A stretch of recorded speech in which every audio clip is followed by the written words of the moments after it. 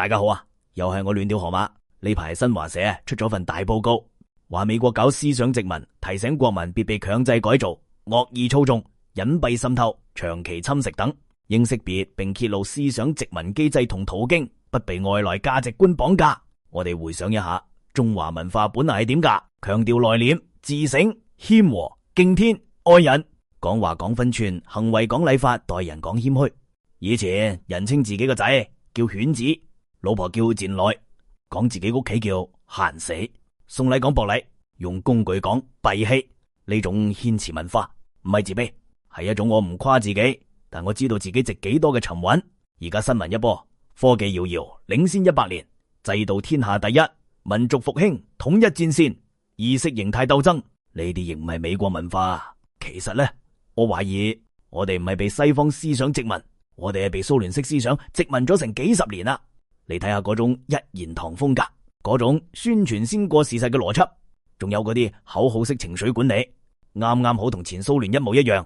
講真啦，我隔籬嗰個阿叔日日拎住部舊華為機，睇住個抖音視頻就熱血沸騰。美國元旦啦，日本跪低啦。我問佢，阿叔，美國元旦咗你有冇加人工啊？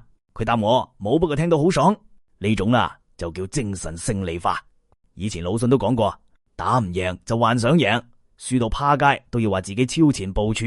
其實中華文化講求中庸、謙遜、修身齊家治國平天下，唔係日日喺度打口炮、吹牛講領先。依家我啲小朋友作文都寫成咁，我哋嘅科學技術領先全宇宙，連外星人都嚟取經。老師仲寫評語有創意。講真啦，呢種思想先至恐怖啊！你知唔知咩叫思想殖民啊？就係人哋唔使打你，唔使佔領你，你自己喺腦入邊開間思想租屋，仲貼埋租俾意識形態，免租100年。所以我哋真係要小心啲，唔好再喺度吹領先世界100年，我哋先領先自己100年啦。講到底，如果真係要領先唔好淨係喺嘴度領先，不如從唔吹牛開始。